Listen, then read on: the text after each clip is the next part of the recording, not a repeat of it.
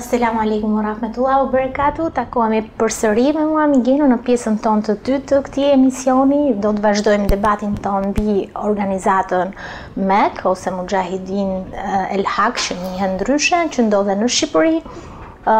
Tashmë kemi të ftuar disa antarë që kanë qenë antarë të kësaj organizate dhe tani janë larguar prej saj.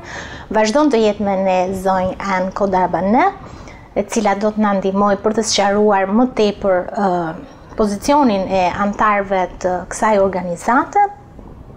Do të vijojmë me intervistat tona. Sigurisht që do ta kemi sërish në anglisht pjesën e dytë të këtij emisioni, do të na ndihmojë gjithashtu në përkthim njëri prej të ftuarve tanë. Atëherë, welcome to our second part of debate as a follow-up of our debate with Dr. Rajavi and Ms. and Khodabandeh. Now we'll continue our discussion with three ex-MKO members, we can say it like that, or defectors, they are called like this. Okay.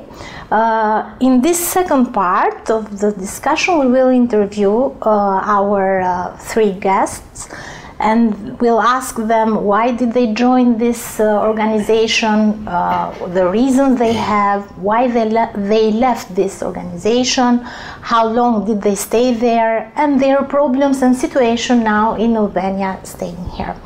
Okay, welcome. First, we have Mr. Adel Azami. Welcome. Yes, thank you. And I'm not sure for Mr. Sadallah Saifi. Sadullah Saifi. Saidullah Saifi. Sorry for my spelling of your name. So you are, both of you are from Kurdistan? Yes, from Kermanshah. Yeah, it's an Iranian... It's one Iranian city, Kurdish city. Yeah, Kurdish city? Yeah, in west of Iran. Yeah, and near the border. Near to the border. Border, yeah. Yeah. And why you left Iran, your country, and you went and joined a MKO? Actually, it's a long story. First, thank you for inviting us here to talk. And we, three of us, actually, our village, we live together from childhood. Yeah, we know each other from childhood. We live together in our village. And our family was poor, actually. And our environment, our situation was poor, and they affect us. They influence us to, feel like I read a lot of novel book, and feel like rebels or kind of evolution inside me, because I was very young. I was 24 years old in that time. And you have a diploma degree, or? Yes, yeah, I have a diploma degree. What is your diploma? Biology. Biology? Yes, yeah. And you are working there as a biologist? No, just left high school, and then 2 years, I think it was military, force have to go. It's normal to everybody have to go after school. After a high school? This is normal in Iran? In Iran, yeah. 2 years you have to go. Yeah. And then after that, actually, I was in village. And then become 24 years old, and then time to go. Yeah, you wanted a better life, and no, actually, it wasn't like follow better life in myself in that moment. Actually, because I told you in that situation, I tried to do something for my people. That's try to change something. Because a lot of people poor around me, and I be familiar with radio. It's an organization radio, Mojahedin. Yeah, Mojahedin organization broadcast in Iran. There's one radio in there, and I listen them a lot. And you know, before you were a member of Mojahedin, you know about this organization. Yes, yeah. But how you know this organization? What is that for you? Yeah, in that moment, because they have a story from revolution in Iran, first revolution in Iran. They have a small story in them, and in that time I was 11 years. I heard about them a lot in first, and then when I listened to their radio in Iran, they talk about very nice things which attract me. For example, main things it was very good for me and I very like it. It was justice. Justice, yeah. Talk democracy, about maybe. Democracy and freedom. And freedom. Talk about freedom, justice, democracy, woman and man, and love. This is simple. And you are feeling like you don't have these things there, yeah? Yeah, we don't have. Yeah, I feel like emotional about these things and feel like that's best things I have to do.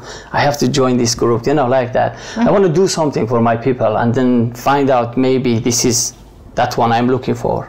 Yeah. And then I was 24 years old with my friend. They already have some listen to that radio as well, you know, just influence and talk with them. And one day we decided to cross the border.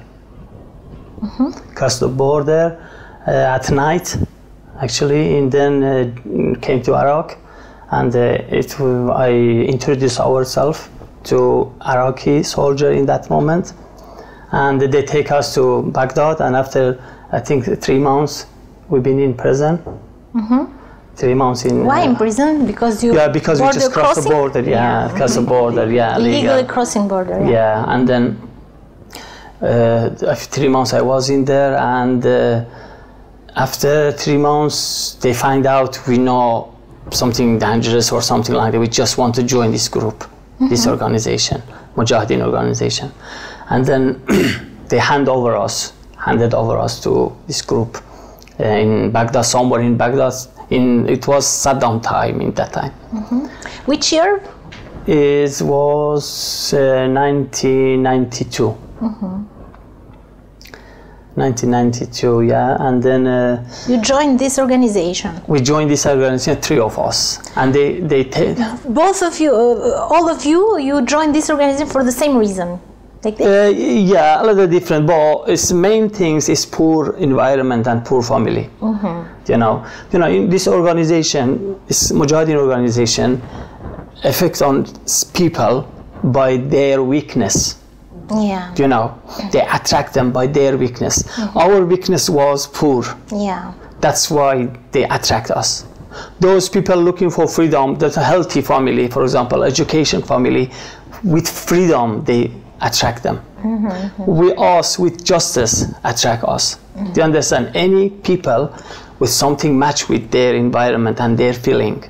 Now tell me, did you find this freedom and this justice? Yeah, just I want this is the next story. Yeah. Okay, yeah. Tell me first about this gentleman here. Don't tell me the reasons, because I already figured out that. But tell me, who is he?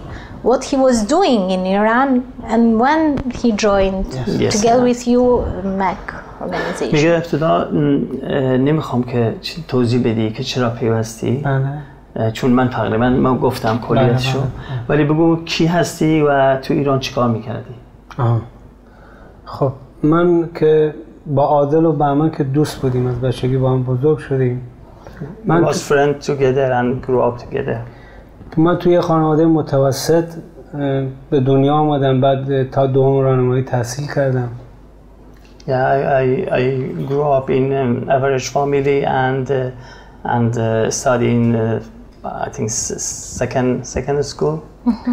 بعدم رفتم خدمت سربازی و تکلیف سربازی انجام دادیم. بعد اومدیم که با هم فکر چار و راه و کاری بودیم که با این بچه‌ها قرار شد بیایم به مجاهدین ببینیم، همون توضیحی که خودش داد.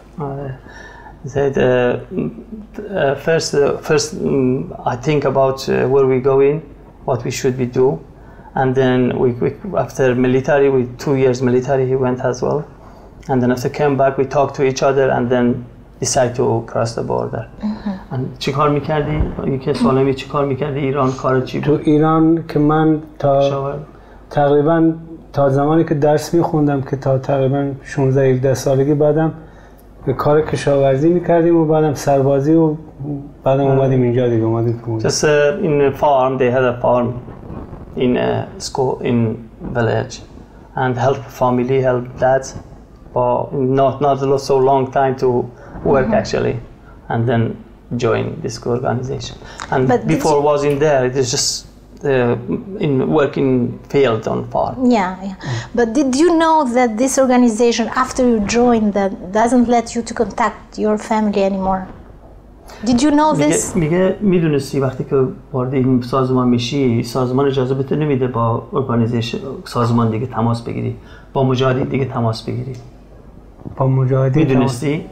نه، وقتی وارد مجاهدین میشم اجازه نمیده چیکار کنم؟ که با فامیلی دوباره تماس بگیری. نه خیر، ما اصلا خبر نداشتیم.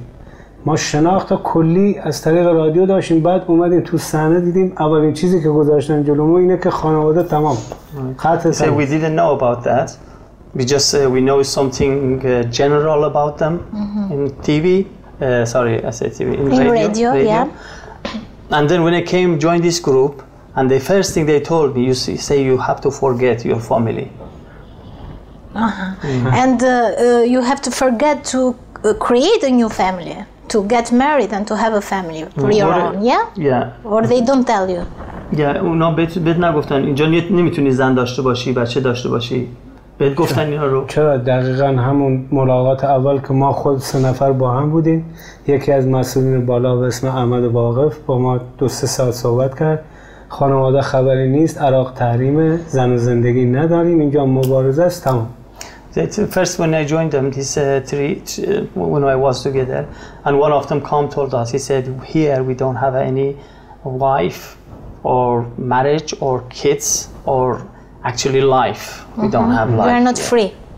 Yeah, you are not free to do anything here. You have to obey the orders. Yeah, obey the order. Yeah, exactly. That's one. And you figured out that this is a military and it works like that in military. Yes. In military, you don't have a family, you don't contact family. Yeah, that's in first step we accept. Yeah. That's why we accept. We say, okay, when I was in military in 2 years, it obviously wasn't the same rules. But it's truly different. I explain later. Yeah, I understand. But I want to know how you have this power to leave your family, to leave everything you have in your country, and to join this freaking organization. But I think they left before they knew that was the condition. Yeah, for that I'm asking. Yeah. And then he said, میگه حالا این قدرت رو از کجا آوردی؟ چطور شد تو فهمیدی یه دفعه این خانواده رو همه رو جا گذاشتی؟ یه دفعه پیوستی به این، مثلا چجور شد یه دفعه؟ ببین، ما به هر حال عقایدی داشتیم، قشر روشنفکر جامعه بودیم، دور و برمون فقر و بدبختی بود، از تو خانواده خودمون، تو کوچه، تو مدرسه، همه جا می‌دیدیم. به هر حال دنبال راهکاری بودیم. Everywhere we see poor family, and that is important. I say the poor family around us, and we think, because we are a little open mind in Iran, and we think we are responsible about this situation. We have to do something. And that's the reason actually join this group. That's power come from. بعدم این هدفم انقدر برام ارزش داشت، وقتی با این صحنه روبرو شدیم، هرچند شوکه کننده بود که خانواده فلان نیستن، تمام همه چیز، ولی واقعا انقدر ایمان هدف داشتیم، اینو گذاشتیم که گفتیم به خاطر این باشه، اینو پذیرفت. So because when I joined them, we knew this is horrible situation. We don't have a life or nothing, but because of this power and this decide we do this decision, and we just accept it in first step. Accepted this one, that situation. You were waiting for something there to happen. For example, how gonna last this? How long gonna last this time as a member of MAG? Yeah. You are waiting for something. For example, when is gonna end this military? میگه چقدر به ذهن چقدر میومد که چقدر طول میکشه این داستان، بعد چطور تمام میشه؟ اصلا فکر میکنی چطور تمام میشه؟ چطور باید تمام میشد؟ ما که همون اوایل سال اول فکر میکردیم واقعا 1-2 سال ماکسیموم به همون اهدافمون میرسیم. بالاخره هدف نزدیک، رادیوشون رو گوش میکردیم، تبلیغاتشون، گفتیم خب ما هم جوانی میریم کار برای مملکتمون میکنیم، 1-2 سال هم هستیم اینجوری. ولی در عمل وقتی اومدیم آشنا شدیم با اینا، میبینیم اصلا یک داستان دیگه است. A few years first actually, because organization propaganda inside as well, outside and inside. actually we believe we want to do something will happen in upside down or something like that in future in Iran. Yeah. You know, and we become keep on empowered. dreaming all the time. Dreaming, yeah. It's just one organization, all in dream actually, live in dream. Illusion. Unusual, yeah, unusual. And then it's after that we think we just not so long, because just maybe next year, just now they tell them next year happen.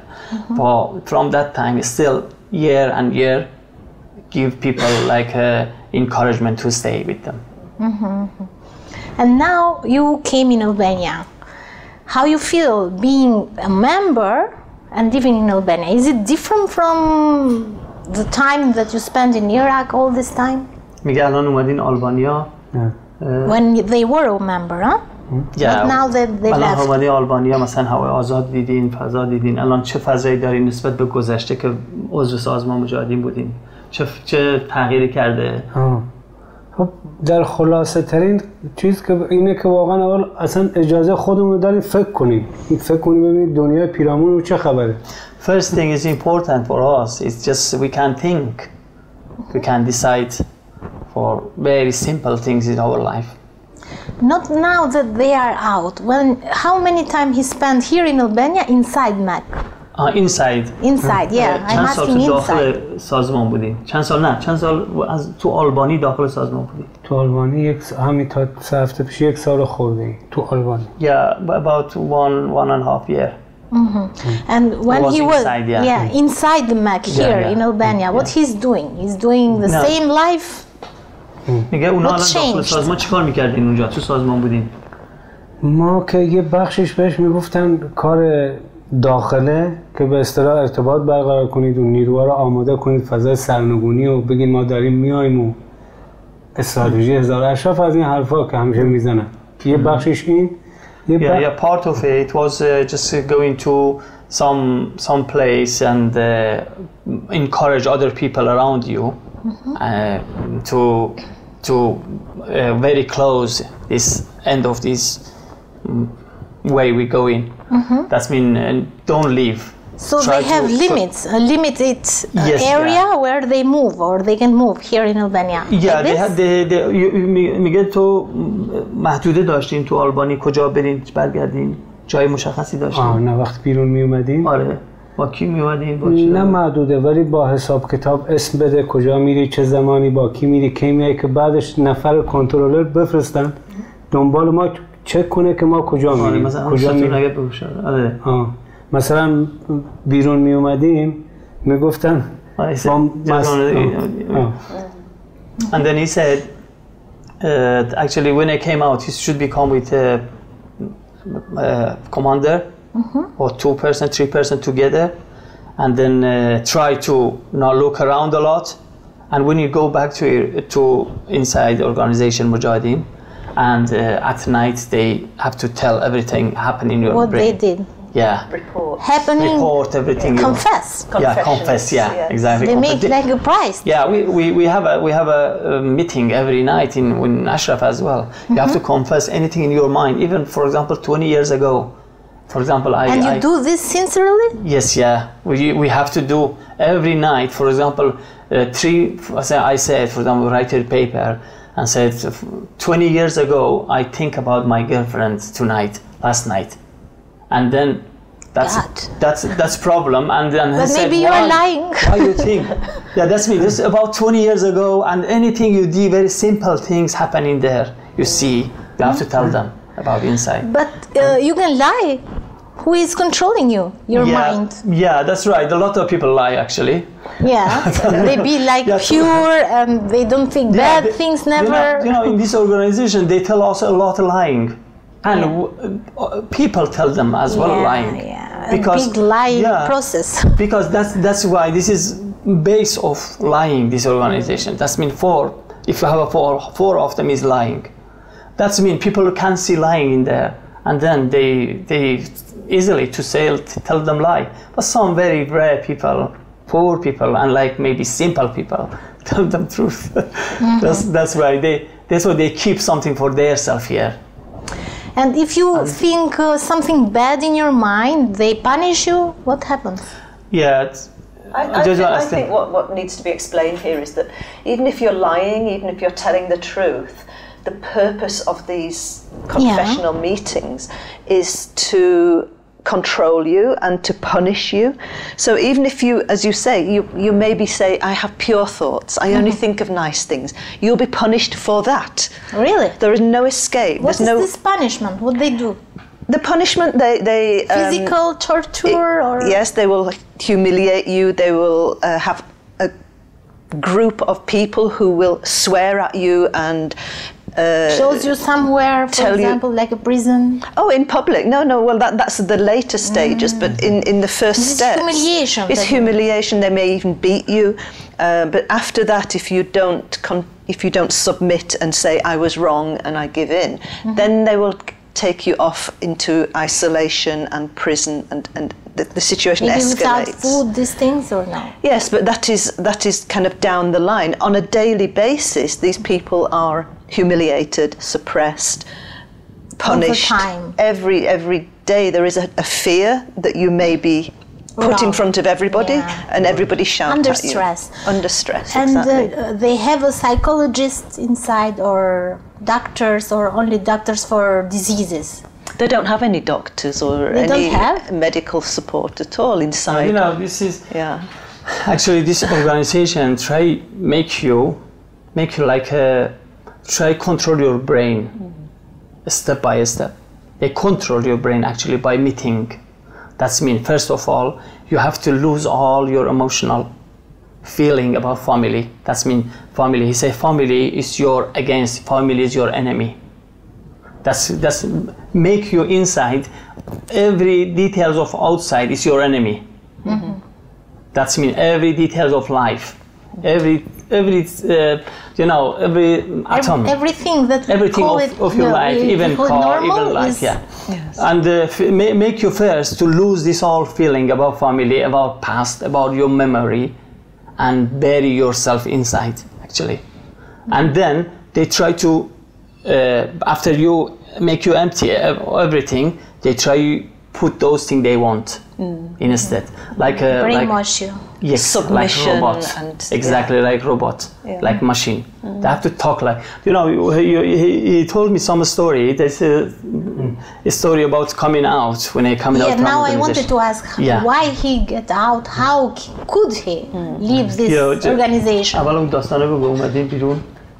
مثلا اینا میگفتن چی؟ مثلا یه محله مشخصی که نزدیکتر دورتر این مقدار از اون محل ما، باید از 4 روز قبل بگی، بعد اسم نفراتی که باش میخوای بری بگی، بعد خلاصه با بعد برمیگردی تخلیه اطلاعاتی میکنی که مثلا فلان جدا شده رو دیدی، کجا دیدی، چیکار میکرد، این یه ریل. بعد حالا میخواد ترجمه کنم. He said when they let us to come out, you have to tell us first where you going, talk with who, and which limit you go in, and when you come back, you tell them all those things happen in your mind, and talk with who, and were you talking about, did you talk with family, and all things happen here.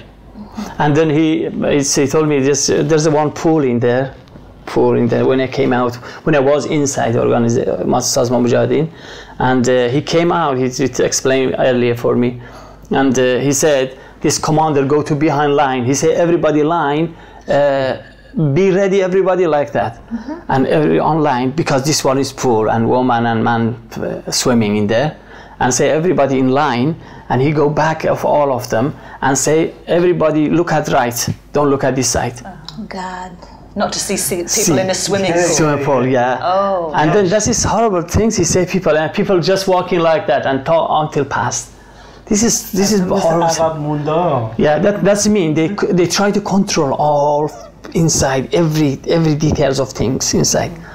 Yeah, and this is a very strange military, huh? Yeah, that is very strange, really. Yeah, all the militaries are strange. And then, this is the strangest thing. Another story, just because he told me, he said, I can make it short. He said, when you passing this crossing the road or something. Crossroad, crossroad. And he said, you should be, but tell everybody you're passing in crossroad, not passing everywhere, because if a car would crash with you and died, we can get insurance money from this car. That is very weird, horrible thing. They say, no, don't think about their safety. They think about when he crashed and died, he get more money from this car.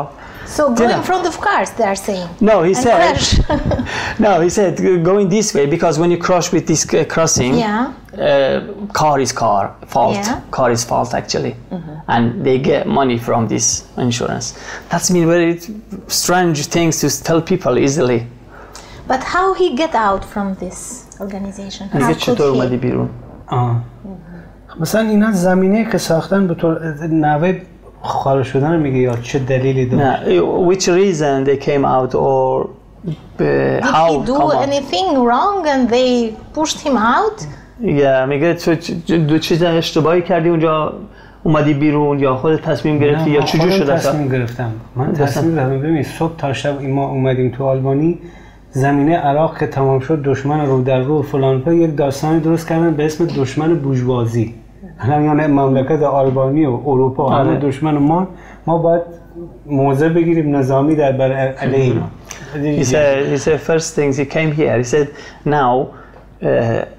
So he was saying that when they were in Iraq, the enemy was in front of them. It was the Iranians, and you know they were going to overthrow the regime.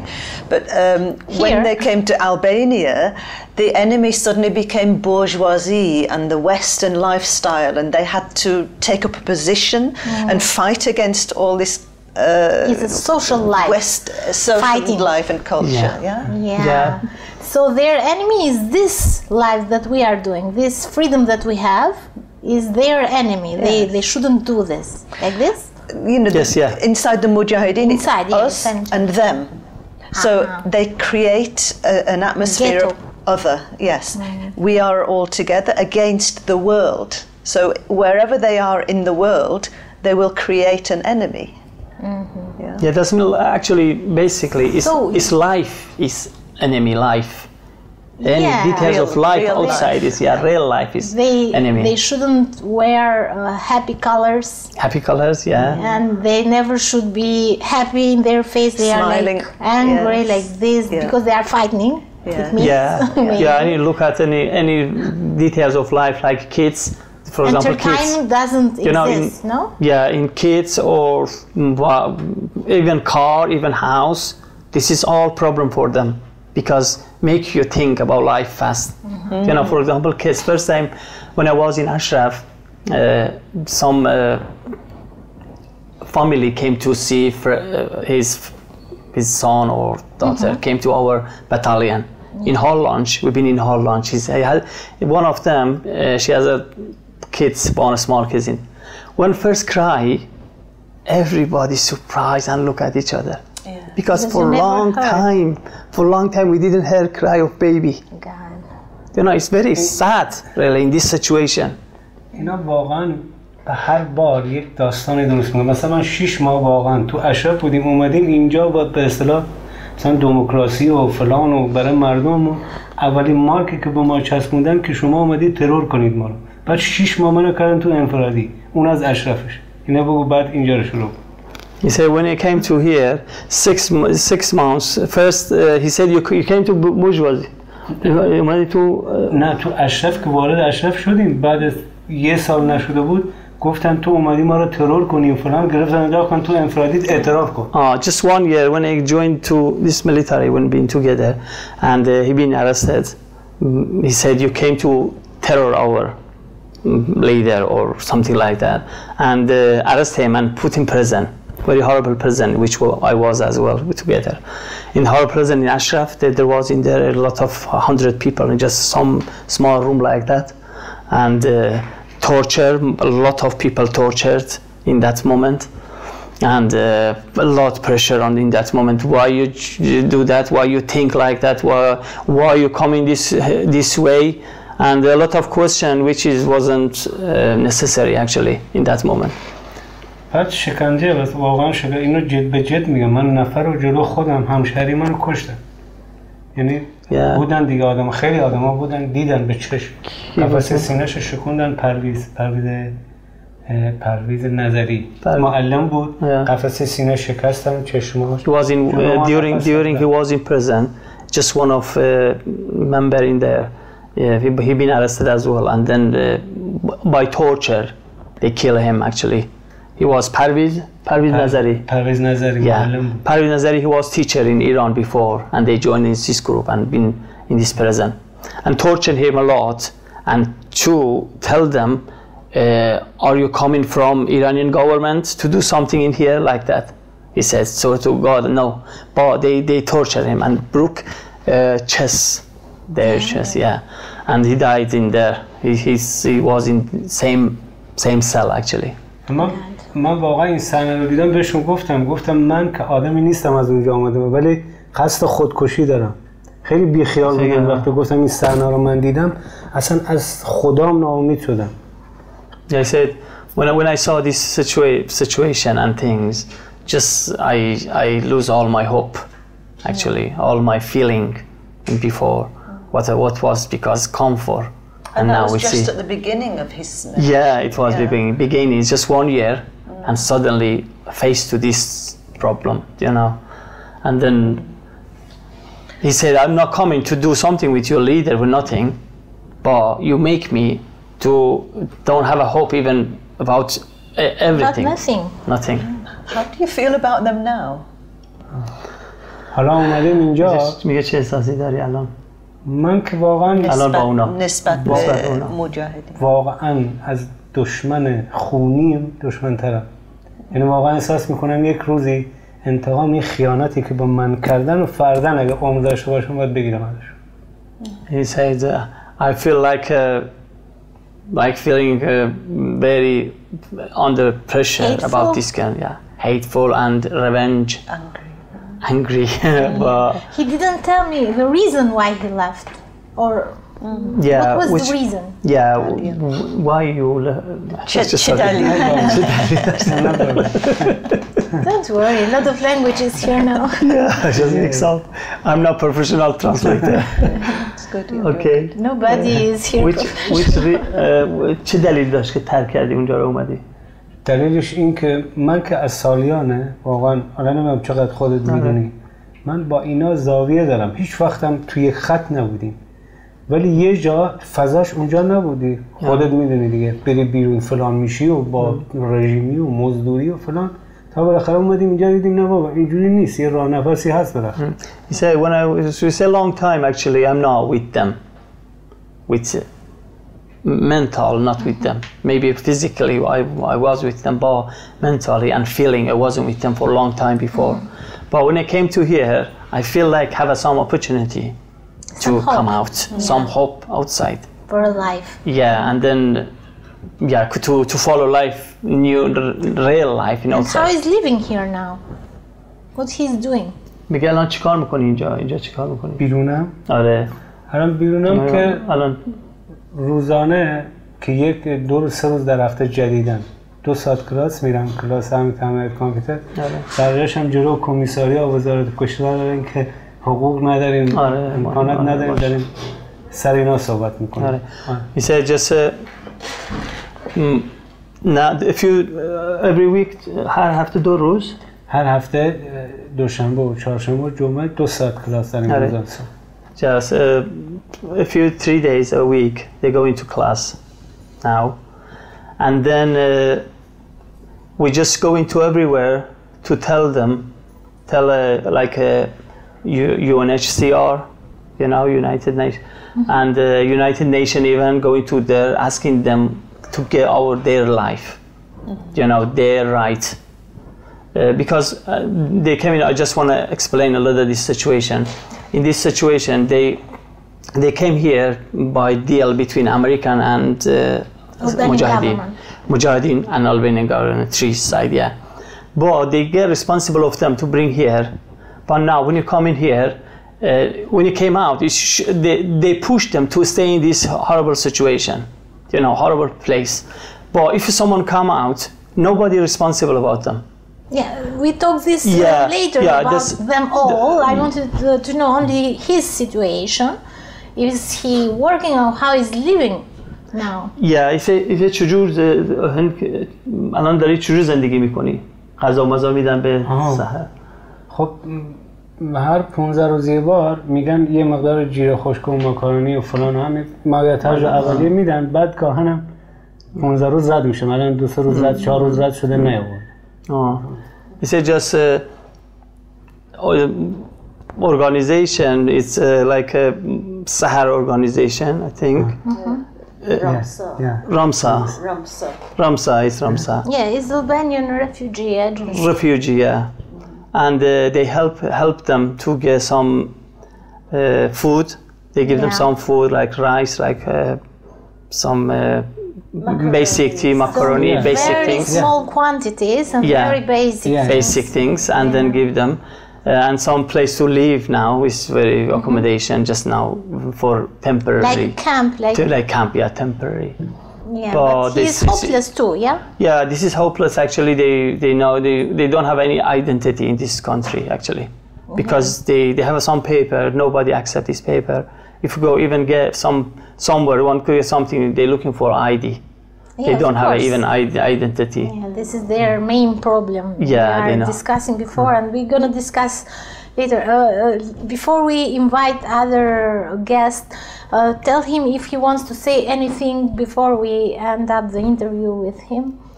میگه چیزی دیگه داری، چیزی اضافه کنی، این نکته چیزی داری اضافه خاطره ای هر چی هست. من تو ذهنم خیلی چیزا هست ولی در این فرصت نمیگنجه، ولی واقعیتش اینه که اینا خیلی بدجوری. من میگم الان اینا که با ما که اینجوری 27 سال باشون زندگی کردیم، جوونیمون و خانواده همه چیزمون گذاشتیم، این خیانتو کردن، فردا اگر فردا روزگار که وجود نداره، من سرنگونی در کار نیست، با مردم ایران چه کار میکنن؟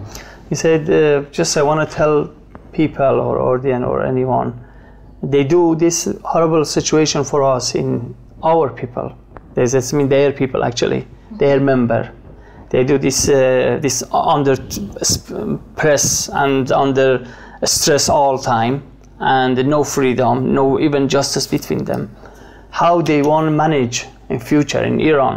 How they say we bring justice and freedom for you, because they cannot do even their member for their member and their small camp. They cannot do nothing about them, and horrible, very cult dictatorship inside. How can do? If they're producing victims, how they gonna produce victory there? Yeah, victory. That mean it's impossible. Yeah. I thank you so much for being here and for telling us his story. Now we're gonna invite other guests and we're gonna continue together. Yes, yeah. Okay. میگه ممنونم به خاطر اومدی اینجا. بعد خیلی خوشحال شدیم که چیزایی که گفتی شنیدیم، صحبتات شنیدیم. الان میخوایم شما برین نفر بعدی بیاد. من ممنونم از زحمات شما، واقعا قدردانی میکنم اینکه حمایت کردید، ما رو پشتیبانی میکنید. به هر حال یکی هست به فکر ما باشه، این خیلی برای من امیدوار کننده است و واقعا آدم یه ذره اعتقاد پیدا میکنه که انسان با شرف هنوز تو دنیا هستن. Thank you as well for invite us here and appreciate all things you do for us, and I get hope still humanity exists and care about us. Yeah, information is power, so people have to know, must know about your situation, and maybe they're gonna move. Yeah. اطلاعاتی که ما دادی خیلی قدرتمنده، خیلی خوبه، خیلی چیزه، مردم باید بفهمن در مورد موقعیت شما وضعیت شما. برای بقیه واقعا، برای بقیه کنجا گیر کردن. Just I think about those people still inside and still under pressure in this brainwashing. ممنونم. Okay, thank you. Okay, we continue our interview with our second guest. His name is Mr. Bahman Azami. Welcome. Mr. Bahman is also an ex-member of MKO. He's going to tell us his story. Please, Mr. Adel, you are helping us with translation as well. Ask him when did he join this organization, how long did he stay, and why he left this organization. میگه کی تو به این سازمان پیوستی، چقدر اونجا بودی و چرا جدا شدی؟ یه خلاصه بگی کی پیوستی. من فکر کنم در سال خود 71 پیوستم تقریبا 26 ساله. 1992, I joined this organization, Mojahedin organization, and 26 years I'm in there. And why he left? And چرا تو جدا شدی ازشون؟ چرا؟ اون که منم که همین که من همون خود اینایی که از قبل داشتم، همون خود چون او خود ایده‌ای که قبلا که مثلا پایان سال که به عراق اومد بودم، همون که خود مثلا عقل و بقیه‌ای که اومد که دیدم، خودم که گن میکردم، یه خود احساس خودم من احساس خودم از اولیت میکردم و همین دلیل بود که خودم که به پیوستم، پس آزمان پیوستم. He said, I feel like responsible in my situation. Those things I came for in this group, for example, like justice, what I said, this is because it's all similar story actually, yeah. And just poorness, family around me, and they affect me and join this group. And سوالی که کرد که حالا اومدیانه چرا جدا شدی؟ ندیدی اونا رو؟ نه، چرا دیدی؟ من که من از اونایی که مثلا از اونایی که مثلا در گنم در خود اما خود عقیدم بود که آره چه از اینا من هیچ کدامش در آزمانی که من که مثلا یکی از اونایی بودم که هر چه من 11 فروردین که اشتاق خوردم، اولوله خوردم، هیچ کدام از این ارزشایی که براش اومده بودم هیچ کدامش در این آزمانه که مجاهدین نمیدیدم. وقتی که همینم که من نمیدیدم، همینم که باعث من ایده‌ای که داشتم هم را یه دفعه فرو ریخت. He said those feeling and those emotional I had about those idea I had before joining this group, this organization Mojahedin. When I came to, I didn't see nothing or match with those my dream actually, and I feel like because I had a few bullets in body in one attacked, you know, Iraq in Ashraf. He was one of them to get injured, and then he said because of this I didn't see anything, those things I came for in there, like justice, freedom, and plus of them there's a lot under pressure and brainwashing and control and no see outside, a lot of family or nothing, and because of all of them I think it's not situation I come and I came for, and it's not place to live, to stay here. That's why I decided to go in. Live, yeah, go in, yeah. Did Mac made anything, any torture or any physical damage to him before? Yeah, when he was a member there. When he was. هیچ فشاری آوردن به مثلا چی کردن بهت، مثلا شکنجه روحی، روانی یا زدنت یا؟ نه، من که مثلا هر حال فکرم کن بود، در حال خود 72 بود که جرم چی من همین خود افوزی که من مثلا از ایران اومدم به خاطر که مثلا از خود رجوی علم کنم، فرور کنم، به همین دلیلم که بود که چی من اشاره زیادی که من بود. یعنی که ارمی که انا از دلیم این بستن و که خود آقا بام که میزدن که من مثلا یه جوری که میکنم، یه جوری مثلا چی من مثلا اعتراف کنم که این که عرقی که من کنم به چی من امضا کنم. همین دلیل منم که چی من اون اینایی داشتم، همه خود عقیده‌ای داشتم بیچی ریزاد این ندادم. About 1994 or 1994, 1995, as other people, I said, a few people, a lot of people in this group have been arrested and took them to prison. And because of that same reason, other one was, and I was as well. You spy of government and come to this country like that. And then he been tortured and tie him up in like in chair, tortured, and because he thinks it's all thing he came for in that moment, not match with them. He said paper to them to sign it in front of him. Give him one paper to sign it. These all things you're coming for. You're coming for kill our lady, kill our commander, kill blah blah blah. You have to sign it. And he didn't accept it. And they torture him a lot in these things and under pressure in some same separate room.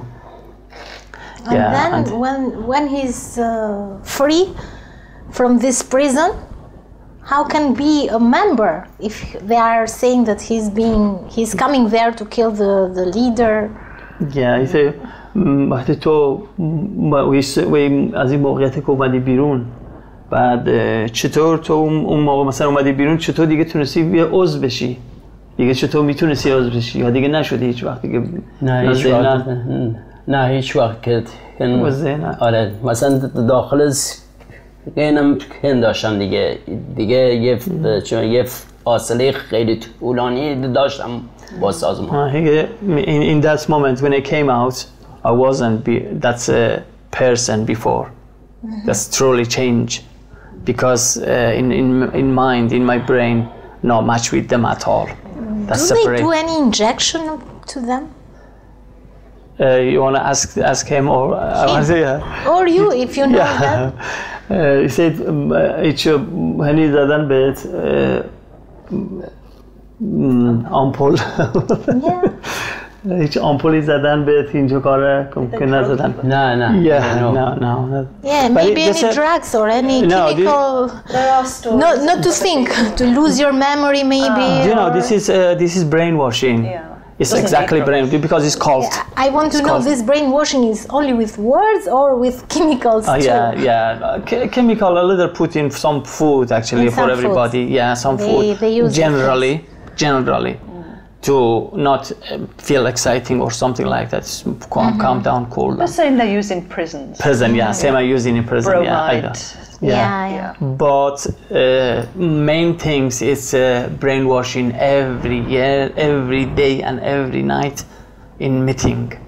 That is important. Maybe you cannot do imagine meetings every day. Every day, every day you have to a meeting.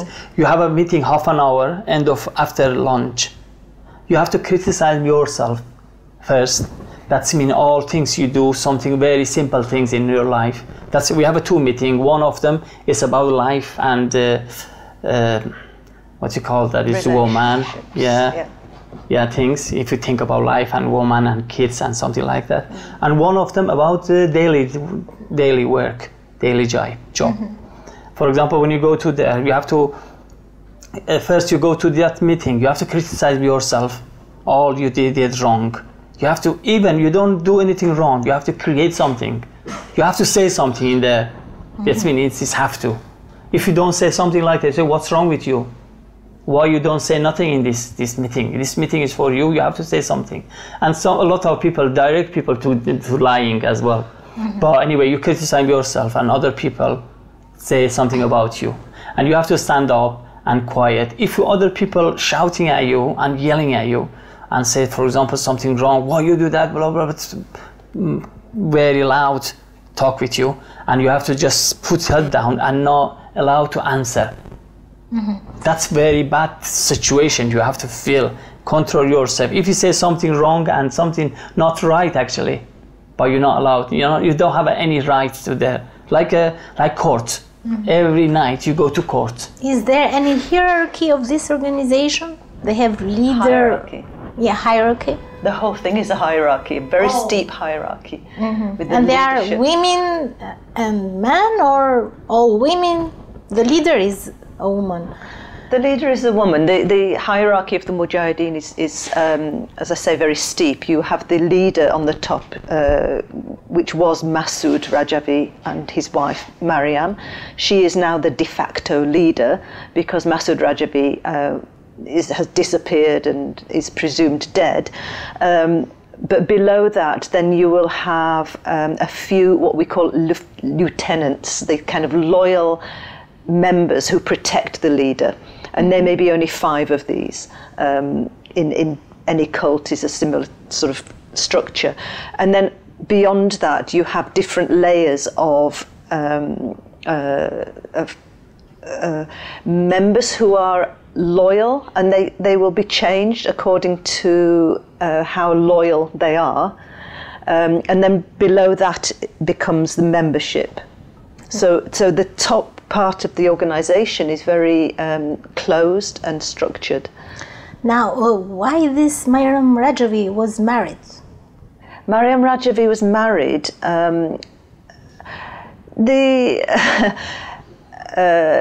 She allowed herself to have a family.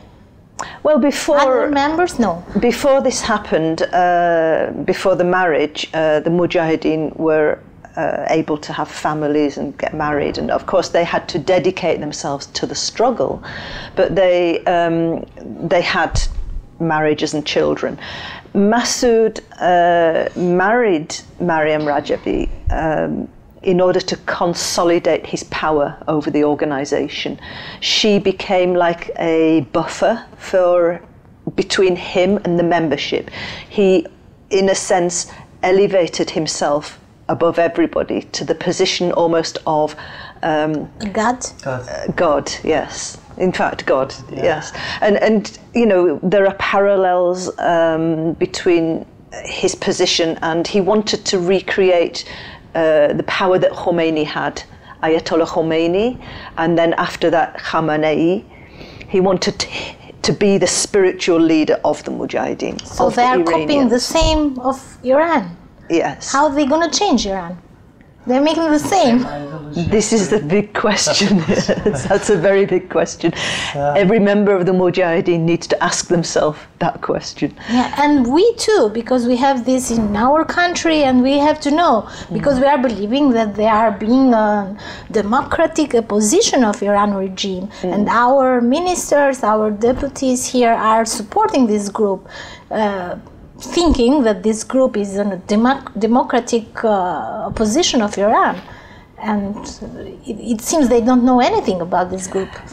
It's the world doesn't know, does it? Yeah, that's And another question, please, before this. In other countries that this group is operating, are there any information, TV shows, debates, or publishing? You wrote some books, but more than this, who or which can inform the people about this group and this organization, the truth about this organization? Well, it's interesting that in the past, yes, the Mujahedin, their propaganda machine was so powerful and so supported by Western media that most people didn't really know the organization properly.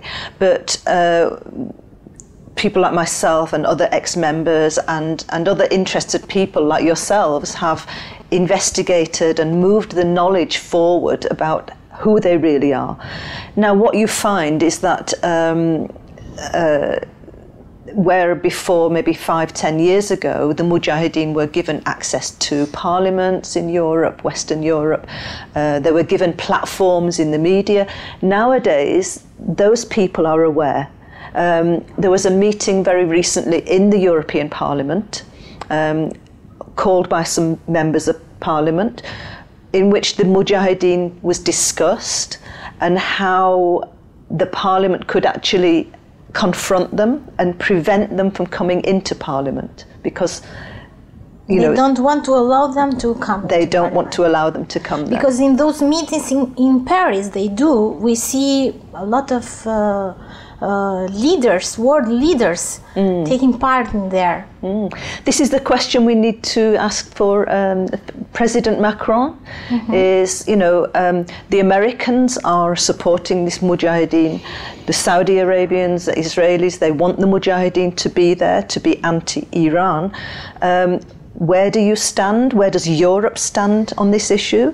Because although that meeting that the Mujahedin have is in a sense private, because it's held in a privately hired hall, but the actual message coming out of that hall is in France. You know, you cannot be calling for the overthrow, the violent overthrow of the Iranian regime from the middle of Paris. How does this work? So, you know, the French and the Western European governments need to answer these questions. Yeah, and just I want to just tell you some memory in past. When 11 September happened, we had a celebration in this group. We had a big celebration, and then the leader come in and said, "We power of Islam," like that. And we with that one was shocked actually, because it's very weird situation, you know, in that moment. But I just want to tell you, this is like a chameleon. Chameleons? Yeah, that change the colors of the skin. Yeah, exactly. That's why they tricked. They tricked in European democracy actually in outside, because their nature cannot change. United Nations were declaring them as terrorists. Yeah, as a terrorist. And now they are not. Because I want to tell you, when the people inside, they try to radicalize inside of people. Each of people being radicalized by brainwashing, and then these people doesn't matter they are where they are and what they do. Here is their open, because they have a control of here, or their people. That's mean it's dangerous for everywhere, because it's their nature. Violence started with violence, and now I think they are just try to match with democracy and outside, try to get propaganda, try to get attention from outside, to get help or something like that, but they cannot change. They cannot change themselves, their nature. But Anne believes that they can change with the help of their families, yeah? Yes. I just talk about the leader actually. Yes, yeah, but how can we save these people? There are a lot of people there, and Anne is declaring that she's believing that their families can help these people to get out from the organization and to be open-minded. Yeah, because I was explaining that, you know, on the political level, there's a lot of lies and we can fight there. Misinformation and a lot of things going on. But in fact, behind the scenes, when we come to the members of the organization, they can be persuaded to change. They can be convinced that they are on the wrong path. You three, you understood very, very early on that you were find out very quickly that your ideas were different. Someone like me, I was in them for a while, and right until the last moment, I still thought that they were the good guys, and I was the bad person. Yeah, I know. But you know, and you think just when I was organization, actually, a lot of people, when your family come in, that's actually right. It's family coming to visit them. Exactly, those people come to visit because something get alive inside. Feeling alive, and they came out actually, get but some strength, maybe. Yeah, get strong, can just leave this group. Those people, family come to see them. Exactly, those people leave group and came to. We had a lot of examples of that in Iraq, and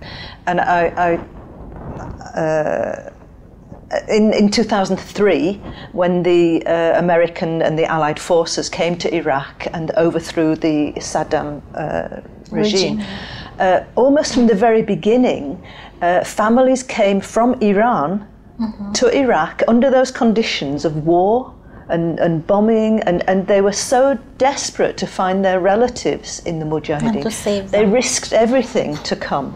And year after year after year, they would come and they would stand outside the camp, and they had no opportunity to meet with their relatives, and they all, you know, more or less went home disappointed.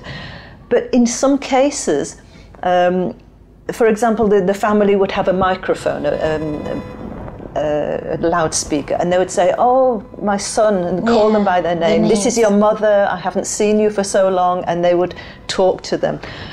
And some, maybe year, 2 years, 3 years down the line, that person left. And so it had a very big effect on people inside the camp, even though they were under these conditions of suppression and don't think and don't feel, but something caught in them. And it wouldn't go away until it grew to a point where they just said, "I'm going." And the families, because of these experiences, they created a foundation, an organization. I wanted to talk about that. Yeah, if I can just explain that. Yeah, because, of course. a few people who had come out, and we call them former members, and then the families, they would get together, and the families would ask them, "Well, you know, have you seen my son, my daughter, my cousin, whatever?" And then the former members would say, "Yes, but this is what we need to do." And so they created a foundation called Sahar Family Foundation, and it was funded by the families and supported by the families, and helped by the former members who explained. Because the families didn't know, you know, just as you didn't know, as the people here, they don't know what is happening to their relatives. And when they found out, they were shocked, and they just wanted to do something to help. So they created a foundation, and one thing that they understood was that people can't leave because they have nowhere to go. You know, in Iraq, under the war, the bombardments and things, if you walk out of that camp, even if you could, where do you go? Where do you go? There's war everywhere. And the same situation is happening here in Albania. In Albania, there is no war, but the people who, they don't have the language, the skill, they have no money, they have no family, they have nothing. They have no documents. No documents, no status. Exactly like in Iraq, where their passports, their identity papers were taken from them. And so if they went into the street in Baghdad, they had no document. There were nobody legally. Exactly. If you don't have an ID, you are nobody. Yes. You don't exist legally. Yes. So Sahar Family Foundation was created in order to provide a support network for them. And it's been very effective. In Iraq, it was effective. We're hoping now to bring that organization to Albania in order to support the people who leave, so that they are not dependent on. And maybe to provide them some Albanian language or some help, other help, what they need help to them integrate. To integrate, exactly. Yeah, and to live a normal life here. Yes, yes. I hope that this foundation gonna succeed here and gonna help these members. We are almost in the end. If you don't have anything else to say. Really, just when I came out from this group, I want to just tell you some memories, very important. When I came out first time, because in organization, you know, for a long time we didn't contact with family at all. We didn't know anything about my family. And about 16 years I was, 12 years, and then 4 years in American camp in Iraq. I was in the, and when I came to American camp at night, first night it was very, very, that's been beautiful night for me. Because when I sleep, I feel like first time in my life, I feel like free. That's mean I can't sleep, I cannot not sleep. That's me in my own choice. That's mean very simple things, even morning, wake up or not wake up, I will go to breakfast or not go breakfast. That means I'm free. You are deciding by yourself. Yeah, decide. That is very exciting for me. That is simple things in life, even like, but for me in that moment it was very exciting. And later, when the American make an opportunity for us to contact family, they made some get contact from my family. And then first time when I talked with my sister, he didn't know me actually. She didn't recognize me and said, "Who are you?" I said, "I'm Adel." I'm like that. I said, "No, you know, Adel died." God. Yeah, he said it's 15 years ago. And then I said, explain, and said, it's me. I said, tell me some memory, something like that. And I tell her a lot about memory. Do you remember? And eventually, and recognize me and cry, both of us. And very, very,